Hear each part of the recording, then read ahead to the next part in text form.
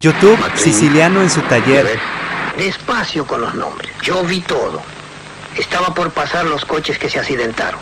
Houghton, McLean, Lebec, Fangio. Velocidad alrededor de los 250 kilómetros por hora. Han pasado ya 3 horas. Es tiempo de cambiar de piloto. Houghton disminuye su velocidad y dirige su coche hacia los boxes. Es la maniobra que después le será discutida. Houghton la comenzó mucho antes de 300 metros de los boxes, de manera correcta. McLean se abre un poco, lo justo para superar a Houghton, y un instante después Klein se dirige a los boxes. Lebec, velocísimo, trata de pasar pero no encuentra espacio. Su Mercedes sube sobre el Austin de McLean y decola. Yo me aferro al volante y espero el golpe que no sé por qué no llega.